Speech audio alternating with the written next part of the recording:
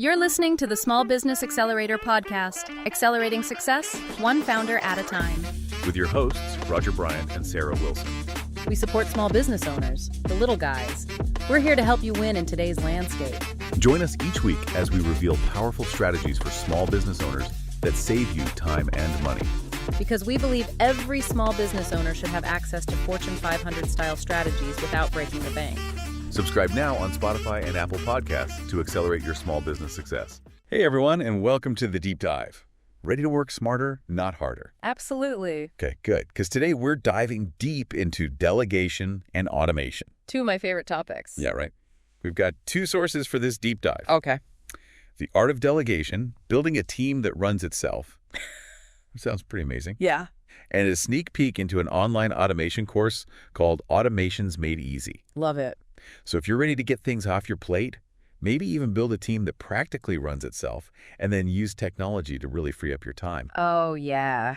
This deep dive is for you. Can't wait. Okay, so let's jump right in with the Art of Delegation. Sounds good. It talks about building a self-sufficient team, one that can operate independently and solve problems proactively. Yeah. And communicate effectively without needing you to be there all the time. Like a dream team. Totally. But how do we actually get there? Right. It's definitely not about just dumping tasks on people. Yeah. It's about strategic empowerment. I like that. And it all starts with understanding the core principles of effective delegation. Okay. Like clarity, clear communication. Right. So think about it this way, like before you delegate anything, write down the task steps as if you were explaining it to someone who's never done it before. That forces you to be super clear in your communication. Yeah. And that helps avoid confusion later on. That's such a good tip, because I think a lot of times we assume people just kind of know what we're thinking. Oh, yeah. We assume. Or that they have the same context that we do, and then things get messy. Exactly. Okay, so clarity is key. What else? Competence. Okay. Matching the right person to the right task. Oh, yeah. So important. I can see that going wrong so easily. If you just give a task to whoever's available or whoever you think might have some free time. Yeah, you don't want to just dump tasks on people. You really got to think about who on your team would not just be able to handle the task, but might actually enjoy it or even learn something new from it. Right. It's about playing to their strengths. This is where really knowing your team comes in handy. Absolutely. It's not one size fits all. Not at all. And the source emphasizes that this kind of strategic delegation, not only increases the chances of success, but it also boosts team morale. Makes sense. When people feel like they're using their skills and they're trusted to handle things, they're naturally more engaged and motivated. Totally. But I know for some people, myself included, sometimes letting go can be a real challenge. Oh, yeah. That fear of giving up control. I get it. How does the book address that? Well, it acknowledges that transitioning from being the individual expert, to becoming a leader who empowers a team that can be a real mental shift. Yeah. You have to build trust and be willing to let go of some control. Yeah. It's the hard part. But the payoff can be huge. Okay, I'm listening. Increased productivity, less burnout for you, and more time to focus on the big picture. That's what we like to hear. Right. Now, the book outlines 7 steps to successful delegation. Yes. I think walking through a few of these will be super helpful for our listener. Absolutely. Let's do it. Okay, so step 1, identify what to delegate. Yes. Grab a pen and paper. I love that.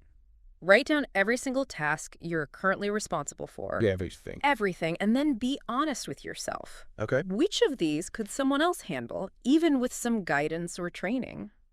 You might be surprised by how much you can actually take off your plate. I bet. Yeah. Okay, so step 1 is all about getting real with ourselves. Yes. Identifying those tasks that we can potentially hand off. Exactly. What about step 4? Okay, step 4. This is where your knowledge of your team really comes into play, choosing the right person for the task. Oh, yeah. Instead of just randomly assigning things, think about who would truly thrive with this challenge. Right. Who has the skills, the experience, or even a genuine interest in this area? It's like playing matchmaker with your team's strengths. Yes. And the tasks at hand. Yes, exactly. That's brilliant. Now, step 6. This might feel a little scary for some, but it's where the real magic happens. Delegating authority and empowering your team. Mm-hmm. So it's not just about handing off the task. Right. It's about giving people the power to make decisions. I can see how that could be a little nerve-wracking. Well, it can be. Especially if you're used to doing everything yourself. Right. You want to make sure it's done right. Yeah. But the book really encourages leaders to embrace this idea that empowering their team is a win-win. Okay. By giving your team the freedom to make decisions within a defined scope, of course. Yeah. You're fostering ownership. Yeah. You're encouraging them to think critically, and you're opening the door for creative solutions. It's about letting go of the reins a little bit. Yeah. But still providing guidance and support. Mm-hmm. It's about building that trust and letting your team shine. Exactly. And by following these steps and embracing the principles of effective delegation, you're not just getting tasks off your plate. You're setting the foundation for a team that can function at a much higher level. So we're talking about moving from I have to do it all to how can we achieve this together? I love that. But let's be realistic. Building a self-sufficient team isn't always easy. It's not a magic spell. Right. Right. What are some of the challenges the book addresses? Well, one of the biggest hurdles is trust. Okay. Both on your end and your team's. Okay. You might be hesitant to let go, and they might be hesitant to take on more responsibility. Makes sense. It's also natural for people to resist change. You know, they might be comfortable with the way things are, even if it's not the most efficient or effective way. Yeah. Why rock the boat Right. if it's not completely broken? Exactly. So how do we overcome these challenges? What strategies does the book offer? One of the most important things is investing in your team's training and development. Okay. Make sure they have the skills and knowledge to handle the tasks you're delegating. Yeah. This could involve formal training programs, mentorship opportunities, or even just setting aside time for them to learn new things. So it's about setting them up for success, not just throwing them into the deep end. Exactly. And mentorship programs can be incredibly valuable. Yeah. Sometimes all it takes is someone with experience to guide the way, to share their knowledge and provide support. Yeah, pairing up team members and fostering that learning environment can make a huge difference. Absolutely. Okay, what else? Another key strategy is open communication. Okay. Create a space where your team feels comfortable asking questions, giving feedback, Yeah. and even admitting when they've made a mistake. It's about building that psychological safety net so everyone feels supported and empowered to grow. Right. And remember, clear expectations are paramount. So important. Don't leave your team guessing. Be specific about deadlines requirements and what success looks like for each delegated task. So it's not just about delegating, it's about delegating effectively. Exactly. It's about giving your team the tools, the knowledge, and the support they need to truly thrive. Precisely. And as a leader, one of the most important things you can do is model this behavior. Yeah. Be transparent about your own delegation process. Acknowledge your own mistakes and celebrate your team's wins. Lead by example. Exactly. That's a great point. But before we move on, I want to address something the book highlights. Okay. Common barriers that even experienced leaders can face when it comes to delegation. That fear of losing control. Oh, yeah. It's natural to feel a little apprehensive about letting go of the reins, but delegation isn't about relinquishing all control. Right. You're still the leader. You're still accountable. Exactly. But you're empowering others to contribute their talents and expertise. Right. Okay, what's another common barrier? That feeling of being overwhelmed. Oh, yeah. You're drowning in tasks, and the thought of delegating feels like just one more thing to add to your already overflowing plate. Been there? But here's the thing. Feeling overwhelmed is a sign that you need to delegate. Sometimes it's hard to admit that.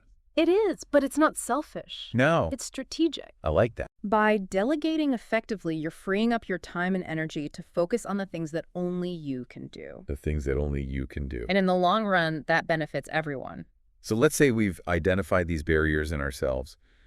What are some actionable solutions for overcoming them? Well, as we talked about, building trust is crucial, and that takes time and consistent effort. Be transparent with your team, give credit where it's due, and celebrate wins together. What else can we do to ensure delegation success? We've touched on this already, but I can't stress enough how important clear expectations are. Clear expectations. Don't leave your team guessing. Provide specific deadlines, detailed requirements, and make sure everyone is crystal clear on what success looks like for each delegated task. And providing the right training and resources is key. Absolutely. Give them the tools and knowledge they need to shine, and don't be afraid to offer support along the way. So before we jump into automation, I'd love to hear your biggest takeaway from the art of delegation for our listener. Oh, that's a good question. Yeah, what's the one thing you want them to remember? Well, what's fascinating about this book is its emphasis on the fact that delegation, when done right, is about so much more than just getting work off your plate. Oh, yeah. It's a strategic tool for empowering your team, boosting productivity, and ultimately creating a more fulfilling work experience for everyone involved. It's about working smarter, not harder, and doing it together. I love it. All right, now, are we ready to level up and explore the world of automation? I think you'll find this next part especially interesting. All right, so we've tackled delegation. We have. Now let's dive into the world of automation. Sounds good. Our second source is all about that. An online course called Automations Made Easy. And this course claims it can help you save at least 2 hours every day. Whoa, 2 hours every day. Yeah, imagine what you could do with an extra 2 hours each day. That sounds amazing, but honestly, 2 hours a day seems like a lot. It does. Is that realistic, for someone who's maybe not super tech savvy? Yeah. Or has a pretty packed schedule already? That's a great question. Yeah. And the course actually addresses this head on. They break down automation in a way that's very approachable, even if you're not a tech wizard. Okay. They focus on practicality and ease of use. Right. Walking you through the process step by step. So they make it seem manageable even for someone who's not a coding expert. Exactly. What are some of the key things this course focuses on? So one of the first things they emphasize is choosing the right tools. Okay. There are tons of automation tools out there. So many. And it can be really overwhelming trying to figure out which ones are best for you. Oh, yeah?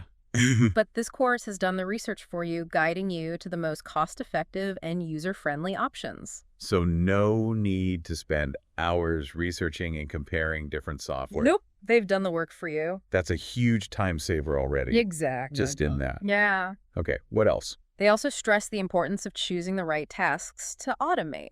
Right, because not everything should be automated, right? Not everything needs to be automated. The key is to identify those repetitive, time-consuming tasks that are sucking up your time and energy. Okay, so what are some examples of those tasks? Well, it really depends on your specific work and industry. Sure. But some common examples include things like social media scheduling, email marketing, data entry, appointment setting, invoice processing. Okay, so basically anything that follows a predictable pattern and doesn't require a lot of human judgment. Exactly. You're essentially training technology to handle those mundane, repetitive tasks so you can free up your brain power for the things that require more creativity and strategic thinking. That makes a lot of sense because it's not about replacing humans. No. It's about having humans do the things that humans are good at. Right. And having technology do the things that technology is good at. Exactly. And one of the coolest things about this course is that it doesn't just teach you how to automate individual tasks. Right. It shows you how to create entire automated systems. Oh, wow. So you're not just putting Band-Aids on things. No. You're actually designing a more efficient workflow. Exactly. How do they teach you to do that? Okay, so they break it down into 6 key steps. 6 steps, sorry. We've already talked about the first 2, choosing the right tools and identifying the right tasks to automate. Right. The third step is all about designing what they call smart systems. Smart systems. Okay. I'm intrigued. Tell me more. So think of it like building a well-oiled machine. Okay. Each automation is a cog in the machine, working seamlessly with the others to keep things running smoothly. I love that analogy. So the course walks you through how to map out your processes and identify those areas where automation can create a more efficient flow. So it's about taking a step back and looking at the bigger picture. Yes. Rather than just focusing on individual tasks in isolation. Exactly. And steps 4 and 5 are all about putting those systems into action. Okay. Step 4 is where things get really exciting. You actually get to see real-time automation builds. Oh, wow. So it's like having an automation expert right there with you, showing you exactly how to set things up. Precisely. They walk you through the entire process, step by step, using popular automation tools. Oh, that's awesome. And step 5 is all about starting simple and gradually scaling up your automation efforts as you gain confidence and experience. So you don't have to feel overwhelmed by trying to automate everything at once? No. You can start with 1 or 2 key areas and build from there. Exactly. Okay, and what about step 6? Step 6 is the bonus round. Monetize your skills. Wait, you're telling me I can actually make money from learning how to automate? That's right. Once you've mastered these skills, you can offer automation services to other businesses or individuals who are struggling with the same time management challenges you were. Whoa. So this course isn't just about saving time. Nope. It's about creating new opportunities. Absolutely. And it's all presented in a way that's very easy to digest and implement. Okay. They use a combination of video tutorials, done-for-you templates, and those real-time automation builds we talked about, so you can learn at your own pace and in a way that works best for you. This is sounding pretty incredible, but I'm curious, who exactly is this course ideal for? Well, the course creators say it's perfect for anyone who feels like they're drowning in tasks, Okay. who gets intimidated by technology, who wants to see results quickly, or who's ready to start working on their business, not just in it. Okay. I think they just described a good chunk of our audience. Probably. It sounds like this course provides a really comprehensive approach to automation. It does, and what I find especially fascinating is that it doesn't just focus on the technical aspects of automation. Okay. It also emphasizes the importance of choosing the right tasks to automate. Right. And designing systems that truly solve problems. So it's about working smarter, not just automating for the sake of automating. Exactly. It's about using automation as a strategic tool to achieve your goals and create a more fulfilling work life. And I think that's a key takeaway for our listeners. Mm-hmm.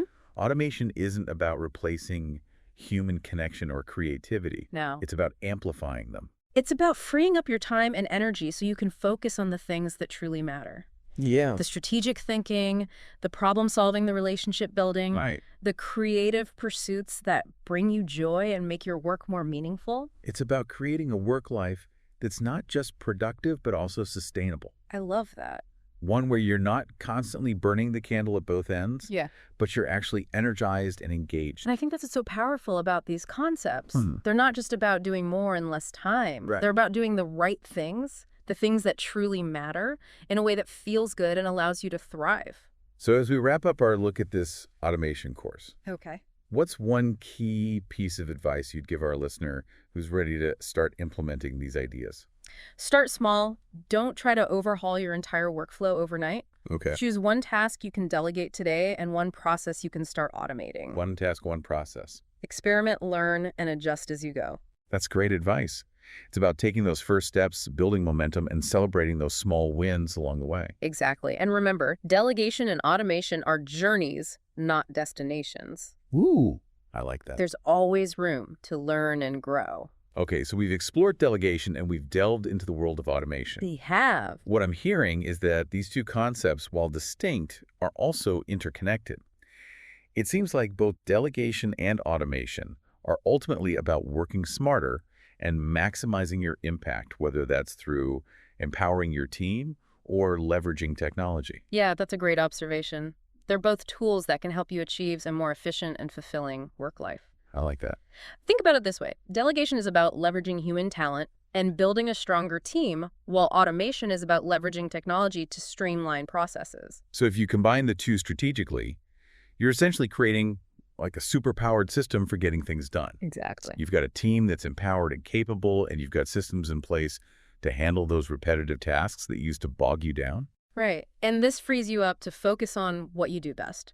The strategic thinking, the creative problem solving, the relationship building, all the things that truly move the needle in your work and life. It's about creating a work life that's not just productive, but also sustainable. Yes. One where you're not constantly burning the candle at both ends, but you're actually energized and engaged. And I think that's what's so powerful about these concepts. They're not just about doing more in less time. Yeah. They're about doing the right things, the things that truly matter in a way that feels good and allows you to thrive. So as we wrap up this deep dive, what's one key piece of advice you'd give our listener who's ready to start implementing these ideas? Start small. Okay. Don't try to overhaul your entire workflow overnight. Choose one task you can delegate today and one process you can start automating. Experiment, learn, and adjust as you go. That's great advice. It's about taking those first steps, building momentum, and celebrating those small wins along the way. Exactly. And remember, delegation and automation are journeys, not destinations. There's always room to learn and grow. And we're here to support you every step of the way.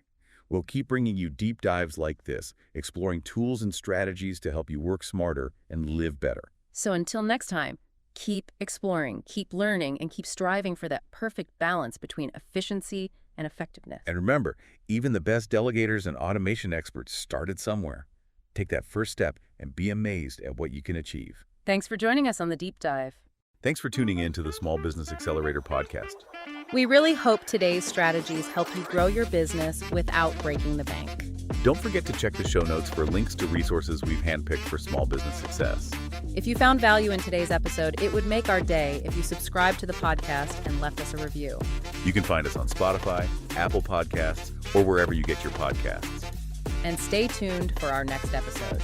Next time, we'll reveal yet another game-changing strategy that's revolutionizing how small businesses on a shoestring budget take on giant corporations and accelerate their success. Until then, keep accelerating your success. This is Sarah Wilson.